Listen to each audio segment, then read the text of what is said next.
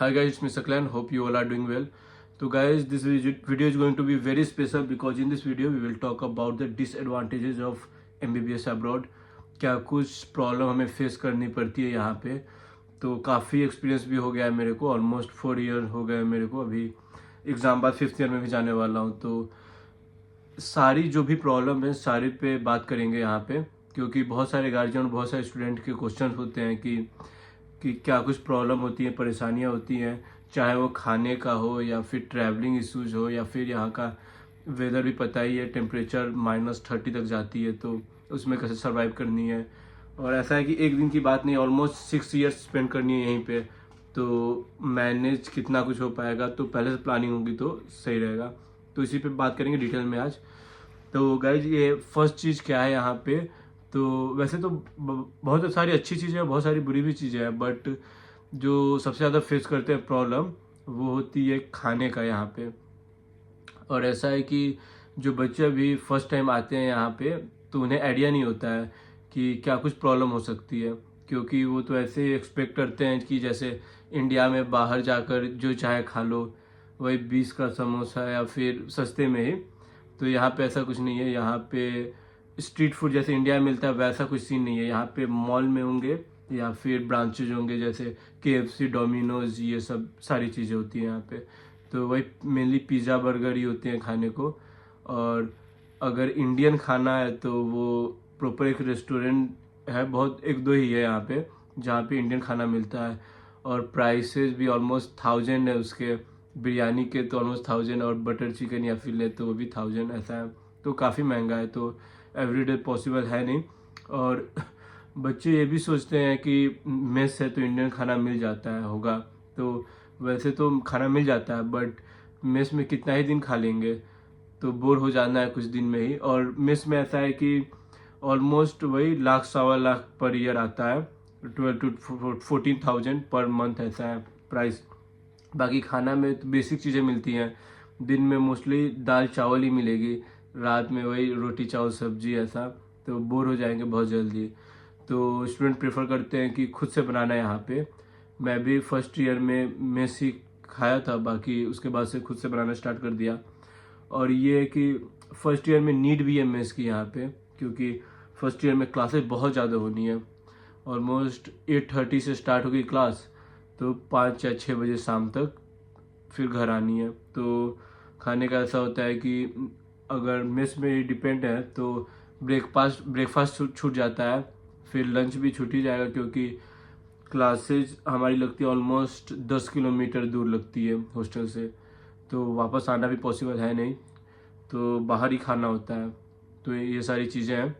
और ऐसा है कि बाहर में ये शौरमा हो सकती है, या फिर बच्चे निकाल ही लेते हैं अपना अपना कि क्या खाना है, तो सब अपना देख लेते हैं। बाकी वेजिटेरियन जो स्टूडेंट है उन्हें कुछ प्रॉब्लम आती है, क्योंकि यहाँ पे वेजिटेरियन खाने का बहुत मतलब टफ है यहाँ पे।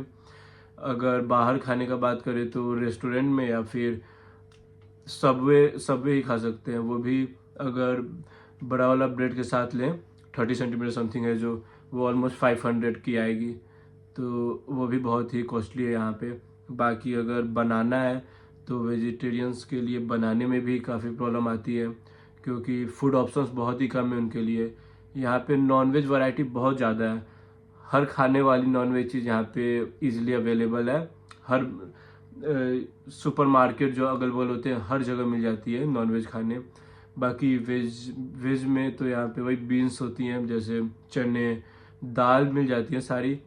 प्राइसेस तो महंगी होती है इंडिया कंपेयर में, बट सारी चीज़ें मिल जाती हैं। बाकी अगर बात करें वेजीज की, तो उसके ऑप्शंस बहुत कम है, मोस्टली फ्रोजन ही मिलती है, और कॉस्टली तो बहुत ज़्यादा होती है। और पत्ता गोभी ये सारी चीज़ें मिल जाती है, ये सब उतनी कॉस्टली होती नहीं है। बाकी अगर बात करें शिमला मिर्च ये सब जो मिल रहा है, तो ऑलमोस्ट 300-400 पर केजी आ रहे हैं। बाकी फ्रोज़न वेजेस भी बहुत ही महंगे होते हैं, तो ऐसा है। और पनीर मिल जाता है इजीली, अगर प्रॉपर लेंगे जाके सुपरमार्केट से, तो वही 600-700 पर केजी ऐसा मिलेगा। तो मिल जाती हैं, बट कॉस्टली होती है।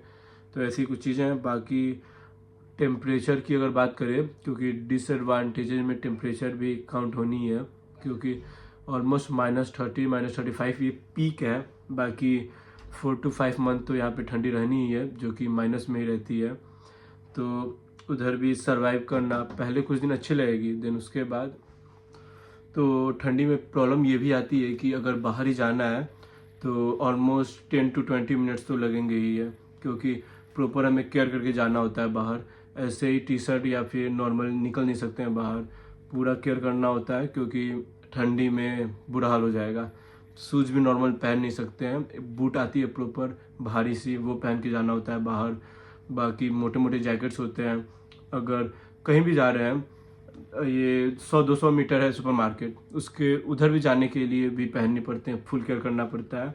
रिस्क नहीं ले सकते हैं, क्योंकि अगर यहाँ पे बीमार हो गए तो वो सबसे बेकार है यहाँ पे, क्योंकि कोई देखने वाला भी नहीं है ज़्यादा।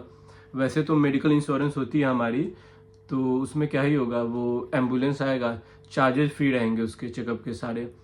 बाकी अगर बीमार हो गए देन क्लासेज मिस होंगी, देन अपना जो रेटिंग सिस्टम बताया था मैम, रेटिंग कम हो जाएगी और एलिजिबल नहीं हो पाएंगे हम लोग एग्ज़ाम देने के, तो ये कुछ प्रॉब्लम हो सकती है। और अगर मेडिकल टेस्ट होते रहती हैं यहाँ पे, एवरी ईयर होते हैं, अगर उसमें कोई बीमारी आ जाती है जैसे कि टीवी या फिर और कुछ, तो डायरेक्ट इंडिया जाना पड़ सकता है। मेरे कुछ ग्रुपमेट्स भी जा चुके हैं, तो ये सब सारी चीज़ें हैं कि चांस नहीं ले सकते हैं बीमार होने का यहाँ पे। और देख रेख करने के लिए भी बहुत प्रॉब्लम हो सकती है। वैसे तो वार्डन मामा बोलते हैं, बहुत लोग हैं यहाँ पे, बट कितना ही करेंगे कोई भी, तो ऐसा है।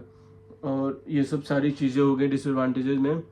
बाकी लैंग्वेज बैरियर तो आती ही है। मैं 4th ईयर में आ गया हूँ, ऑलमोस्ट 80% तो हो जाता है कम्युनिकेशन सही अपना, बट एक्सेंट का प्रॉब्लम आती है, तो प्रॉब्लम होती है। बाकी फर्स्ट ईयर स्टूडेंट जो आते हैं उन्हें भी बहुत प्रॉब्लम होती है, बहुत ज़्यादा।